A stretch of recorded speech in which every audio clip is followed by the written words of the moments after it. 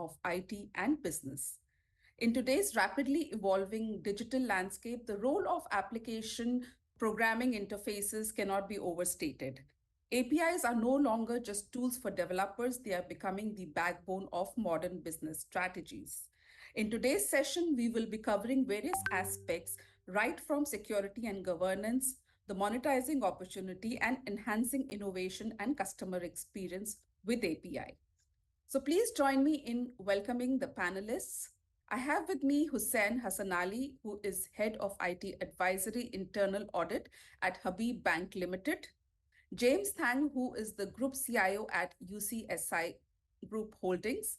And Rishi Ganeswaran, Head of Legal, Technology and Group Chief Privacy Officer at Yunson. Welcome, all of you. Hope you're doing well. Yeah, thank you very much. Thank you.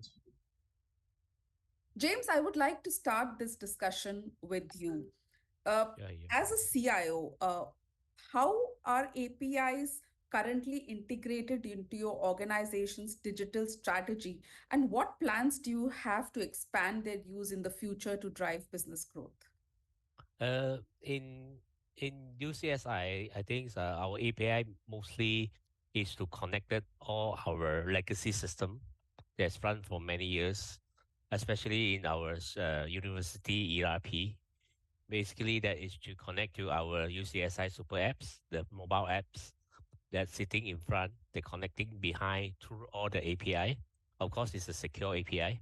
It's a tokenized API, and be protected by how to say the wow. So all API has been going through the penetration tests. If we go through the PCI DSS test, so to make sure all the data, credit card information, student information, staff information, anything that actually related to safeguard the personal information is all been compliance. So in terms of monetization, basically that we have built we call it, because Malaysia this year is implementing the e-invoicing. So this is a great opportunity for us actually to build API as a service that we provide a middleware that connect our Inland Revenue Board, the e-invoicing, to all the SME outside there. Of course, that this will also helping the SME to onboard very fast to government's initiative to implement the e-invoicing in the next 1 to 2 years. Thanks for sharing that. In fact, I'll be coming back to you to talk more about the monetizing aspect. Yes. Before that, Hussain, again, as a bank, you must be heavily invested into APIs to connect with your partners, the fintech ecosystem. What are the challenges that you face in implementing and managing these APIs? Especially, how are you addressing the security and governance challenges in your API strategy to ensure data protection and compliance while maintaining operational efficiency? Thank you very much, Shipra, for drawing attention to a very, very important topic that most organizations and people forget, governance and security, while they are actually going about developing and implementing APIs. The 2018 Facebook and Cambridge Analytica scandal that we saw, millions of users' data was compromised, and that highlighted this issue. Let's look at some stats. In mature organizations, the average enterprise typically has between 15,000 to 25,000 APIs. Do they have a proper inventory? That's a huge question mark. 92% of organizations have experienced an API security incident, and 44% have also been fined by regulators due to such incidents. Brand damage, like in the 2017 Equifax data breach, can be devastating for organizations. And this is very, very important, which is why we see the regulators coming in, and you find coverage of it in GDPR, HIPAA, and related regulations. And I'm sure Rishi will cover some of that. But now the need for inventorizing, assessing, and securing APIs is being pushed through the compliance channel as well. exposed or misconfigured APIs are prevalent and easy to compromise and often unprotected. The problem is today's attack surface is evolving, and these new threats are being included, that is API breaches, because every time that a customer, partner, or vendor engages with an organization, you know, banks especially, you have an API behind the scenes. When a customer is using a mobile application, a financial app, there is an API that connects to the various data sources. So very, very important. And attackers know that they don't need to develop multi-step, complex schemes to attack. They can compromise the the connection in between, and that is where they are directly targeting APIs. So very important that we start focusing on this. There are a number of security, and for paucity of time, I wouldn't cover that. But one thing I'd like to highlight over here is that having a reliable and updated inventory is the first step actually, and governance of APIs will help do that, because the shadow and zombie APIs that many organizations have can be undetected and remain and be compromised. We are also moving more towards cloud, so need to re-engineer for the cloud. Most organizations have not changed their approach to how they are handling all of this. API documentation, I mentioned, visibility that needs to come through from actually putting in an inventory, and then addressing the security challenges, the changes that are made. Change management remains to be a very, very big challenge, an issue, and a security concern, even with APIs. So, just in a nutshell, more focus is needed here, because when you are going to monetize APIs, that is where you are also, you know, compromised APIs can also end up compromising your customers and your vendors' data. It's interesting the connection between security of the APIs and the ability to monetize them, and we will talk more about that. But Trishi, before that, being responsible for the legal and the compliance Yep. and governance aspects within your organization, how do you see the security and the governance aspect of the APIs within your organization and organizations in general, and how are you addressing those? Primarily, I mean, when you're talking about integration of APIs, I mean, security is one thing, but privacy is a different creature altogether. Privacy does not mean security, and vice versa. Um, when we are looking at all the regional regulations, GDPR, Singapore PDPA, even India had a new privacy digital legislation. I think it's called the DPDPA. DPDPA. So all of these new legislations that are enforced, I think the primary concern is not about data that is in physical files. It's all about digital information, right, out of the cloud, out in this, in your hard drives, your all the kinds of information, financial data, operational data, that are in the cloud. But we are focusing more on information that is including personal data as well, and other kinds of information. So when we're talking about generic company information, of course, security protocols will apply. You have to ensure that the cybersecurity legislation have to be complied with. What I'm talking about, that I'm talking about the regional cybersecurity laws that apply, especially for those who are in relation to critical infrastructures. There will be certain ISO requirements that they are legally obligated to comply with when you are dealing with APIs and all that. So and the standards set, like I think ISO 27001 standards that are set, and all these organizations, especially those who are dealing with high volume of information, they will have to ensure that all this software have been compliant with ISO 27001 requirements. And not only that, what are the sufficient security features that are in place. Now, I'm going to talk about the technical requirements. I think my colleagues are more than capable of doing that. I'm going to talk more on the legal side of things. And one particular legislation is the data privacy regime. How are you going to manage all these software and API systems and be compliant with the relevant privacy law? So only with personal data related materials. I'm talking about employees' data. I'm talking about directors' personal data. I'm talking about clients' personal data or any of the vendors' personal data. So some institutions, they will handle thousands or millions of data. I'm talking about hospitals, banks, telcos, and so on and so forth. So the primary things that you need to concern with is there a DPO in place to oversee this? Now, having just an IT personnel or a dedicated IT specialist in managing API is clearly insufficient. He needs to liaise with a dedicated DPO, which is a data protection officer, who is well versed in the relevant privacy laws. So these two have to be some kind of a synergetic relationship. They need to be intertwined with each other, and so they can understand what are the requirements that is determined by the regional privacy laws. And the DPO will advise on what are the incident management requirements in the event of any breaches, what are the privacy requirements in terms of forming these DPIs when you integrate them into systems. We have two concepts of privacy by default and privacy by default and privacy by design. So what I mean is when you form software and when you integrate software, at the heart of it, there should always be privacy compliance when you designate software built into the IT integrations of all these organizations.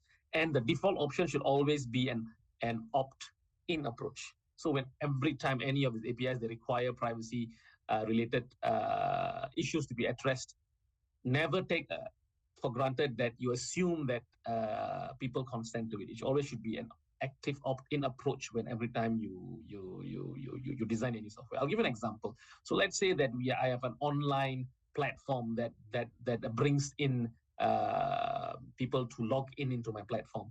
There should always be an open set. Do you agree for your personal data to be processed for whatever purposes? Now, this should be highlighted, and it should be an opt-in approach, a tick, not some things like please tick if you do not wish to be processed. So the default position is always I opt out and I choose to opt in. So this is like an aspect of a privacy management when we're dealing with this kind of portals and IT frameworks. And I think another key aspect is, of course, making sure there is a security breach incident management regime, not only from the IT side. I mean, of course, IT professionals, they are clearly aware of what you need to do in the event of a breach, but how you need to inform the data subjects. Do you need to inform the personal data owners? Do you need to inform the regulatory authorities? This can only be determined by the DPOs, and they will provide the information. What is the time frame you need to get to? What are the possible penalties that can be slapped on you if you fail to be compliant with all these measures? So I think these are the kind of issues that needs the DPO's assistance in managing this. So long story short is a DPO is firmly a part of this in this management and integration policy and framework. Yeah. Right. So a very honest assessment from you in terms of how prepared are the organizations from a privacy perspective, safeguarding the privacy of, while using the APIs in the region. How do you see how prepared they are? Honestly, most organizations, they have a privacy policy and they have a DPO. But you see, just like a legislation which evolves over the year, software and API systems, there's constant update, there's constant evolution of systems and all that. And I think where they are caught off guard is, do they do actual audit on a periodic basis to ensure all their rights are safeguarded on a periodic basis? Because software and IT systems and API systems, they evolve constantly, right? There are always updates going on. And we always need to check on the privacy end of things. Are there any audits done to ensure that personal data is being entrenched? The failure to do this is why even until now, banks, and you see notice like banks are in breach, hospitals are in breach because of the fact that they did do it once 5 years ago, and they just use it for the rest of their lifespan. And this should not be a do it once and close the book kind of a process. It should be a periodic management process. So there should be constant audit by a DPO. And if the DPO is uncertain, then they should engage external privacy consultants who can then advise them accordingly. So it should be just evolving, gradual, ongoing process. Yeah. So, James, you heard from a security expert and from a privacy expert, but as a CIO, what is your outlook on the challenges that you face when it comes to integrating and manage API, which are beyond security and compliance and privacy? And in terms of the areas that we spoke about, Hussein and Rishi spoke about, how do you work along with your, security officer and the privacy officer to address these challenges? Yes, okay. Because that actually that in our group, actually we are common groups. We have healthcare, we have educations, and we also have those retail. And actually we are consume a lot of our customer, our patient, our student information. So all this information actually is very crucial and very critical. As I would say, up to date, we have few millions of our customer, our patients, and our student records stored in our backend database. So in order actually to safeguard all our data, of course, that we only allow to access to the database for certain authorized person. That and also every API connected, we have to be audited. So to make sure they get the necessary data out, which actually is allowed. And we also talk to the data security governance personnel, and we also compliant with our legal department. See this information. If they say we are going to doing the integration, this information be allowed according to the PDPA law. Mm. So are we actually need to get all the patient, all the student consensus to release the information to the third party integrator? It is allowed. For example, let's say, for example, but insurance, we integrate with the insurance policy. Can we actually that giving them the student information or patient information, like their national identification number, their names, their contact number? Are we allowed to do that? Should we actually get the consent? So basically, that this has to be very, very detailed, been discussed before the API been released, and of course that we have to be a team of the security officers, CISO, that talk to the team, the development team, because to programmer, if you give them grant the access to the database, they are actually like a wild horse. They can consume every information, and the easy way actually to develop API is I give you everything. That for example, you ask for student information, I don't care the whole student profile I give you, your IC, your emergency contact number, your grades, your result, everything they give, because easy. So they don't actually think across what information should I given and what is the API being called. Also, we are dealing also with the e-money also. That how actually you safeguard all the, the e-money that actually can call the top up, reload functionality without any authentication. They have to be safeguard only certain API able to call with secure certificate provided, and with the secure session token being provided. You only can honor the transactions. All the things have to be think very, very carefully, and also that we don't forget about the student marks. They have a lot of creative students. They try to change the marks after the exam result being published. How actually, and all these exam result, they actually they connect to the backend is using the API. How actually we safeguard all the API? How easily that we do the audit on the API? How frequent that technology, and especially now with the GPT, with the AI integration, they try to hack using a lot of backdoor way, and we have to make sure all these things have to be covered. All the security patches need to be patched to the server, and also that periodically check on the audit log and above. Is there any unusual activity trying attempt to call the API without any authorization? All this need to be done. So by not only my team, but also the security governance team, also the data privacy team, together with the legal team. Yep. So, any other challenges beyond security and compliance that you see in terms of integrating and managing APIs in your organization? Yes, of course. That for example, that a lot of thing is a legacy system. Right now, everything is talk about the cloud. So when we want to move toward the cloud, they have a lot of re-engineering for the cloud. We have to be re-engineering some of the architecture and to suit the cloud environment. Like for example, the cloud right now is more native, can be how to say it will be scale up, it will be multi-thread, it can be load balancing. All this have to be catered, and also that a lot of things that, for example, that API documentation. When you it's very hard actually for a technical person. You ask them to do the API documentation, so actually, it's very hard for them. So you have to be, I have a team, we call it documenter, that works together with the development team, the API team, in order to help them actually to help them to monitor, to write down the API documentation.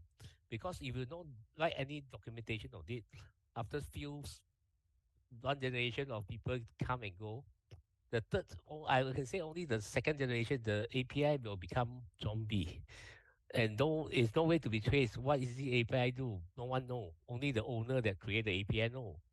So how actually you audit them? So you have to have all the API documentation in proper way that is stored in the place. This is it's most difficult hard because you ask programmer or technical person to come up with documentation. I think this is the thing they hate the most, because I'm from the programmer background. I know. And then also that the also the difficult part is the visibility and the governance. So basically, that's ensure how effective the visibility to all API to the CIO, and also to the, how to say it, to the CISO. It's very hard because that there's so many API out there, and how many API that is not reported become zombie, don't know.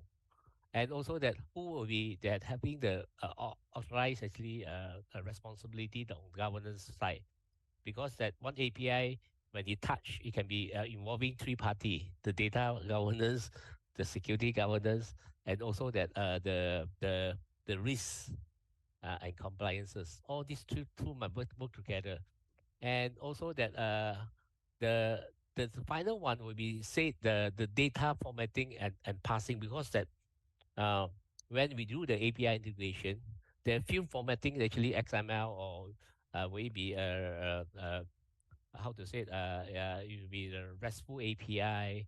So all these things have to be prior to discuss, because the integration works only both of them talk the same language. So that's very important, James, that you pointed out that from what you pointed out, that it's important that the CIO, the CISO, and the chief privacy officers and their functions work together very closely. Now, Hussein, you brought up the very critical point of the connection between uh, the API security and compliance, and how you're able to monetize these APIs and also drive innovation, foster a culture of innovation using APIs. So, how do you see the connection between the two, and why is security, governance, and compliance very important for monetizing and innovation? Right. So as James has mentioned, when you're looking to monetize, that means that you are going to not only open up your APIs to the outside world, you're also going to open up to how they are going to be used. And so you need to have a view on that. Rather than looking at a single API, you need to look at the landscape. And when an organization is taking your API, they are going to be integrating it with not only their own environment, but also other APIs over there. So you need to have a mindset. You have to think about, how that is going to happen.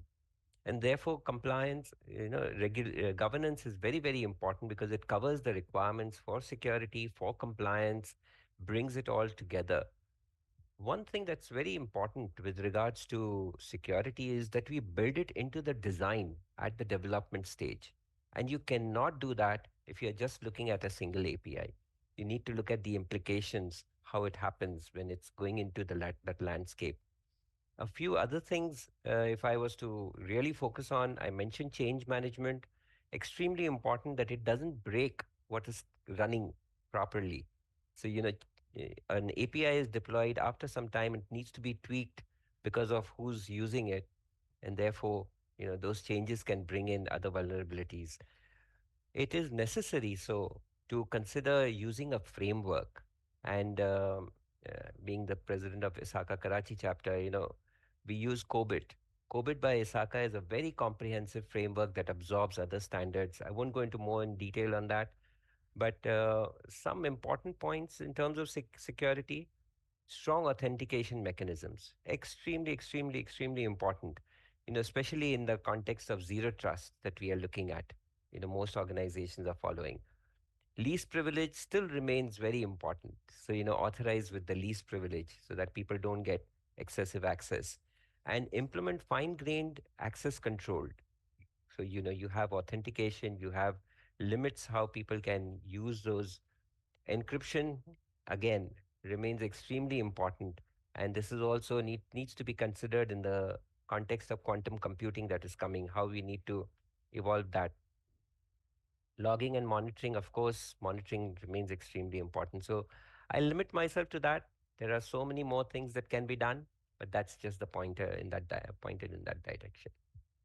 Yeah, thanks, Hussein. So, Rishi, a similar question to you in terms of the relationship between privacy and monetization and innovation aspect.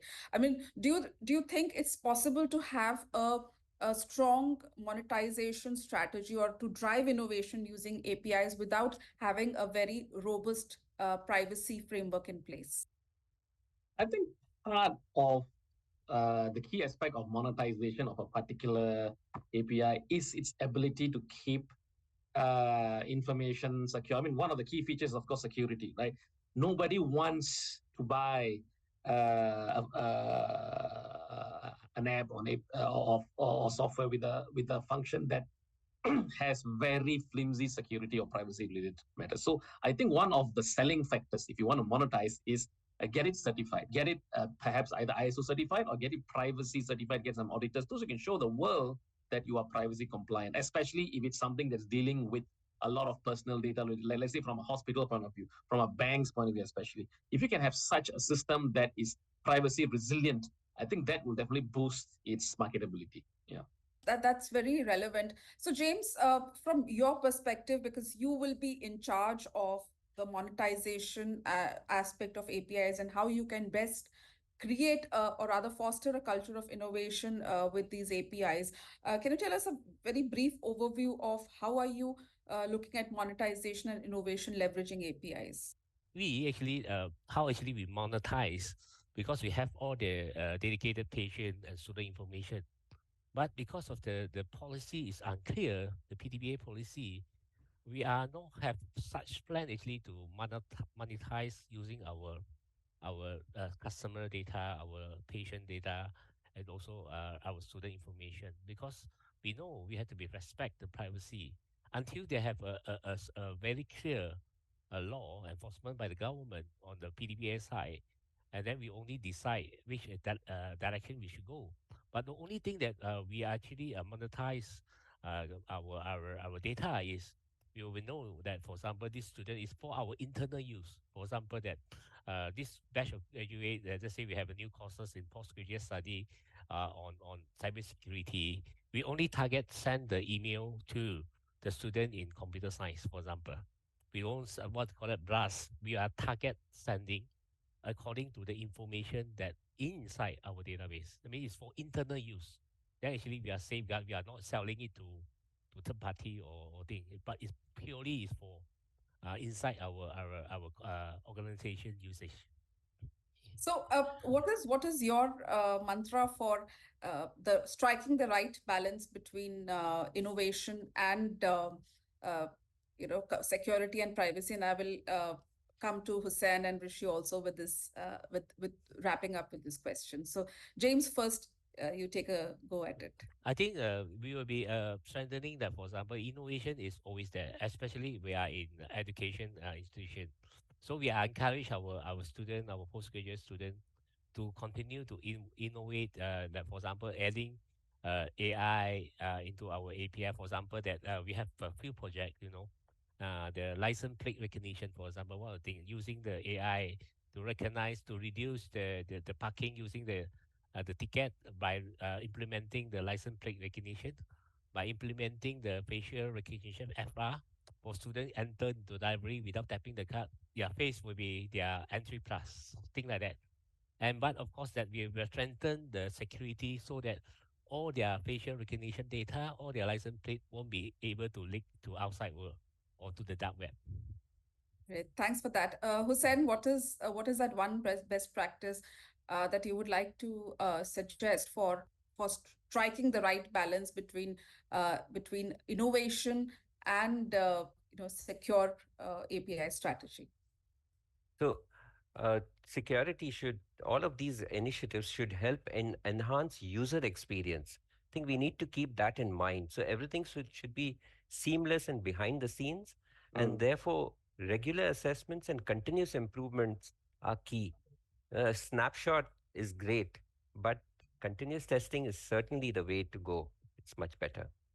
Rishi, what would be your big takeaway for an effective API strategy uh, that kind of balances both innovation and privacy? Because ultimately, when like Hussein mentioned, you're talking about user experience also needs to be kept in mind, but at the same time, it's the same user's privacy that you have to safeguard. So, is that a complex situation?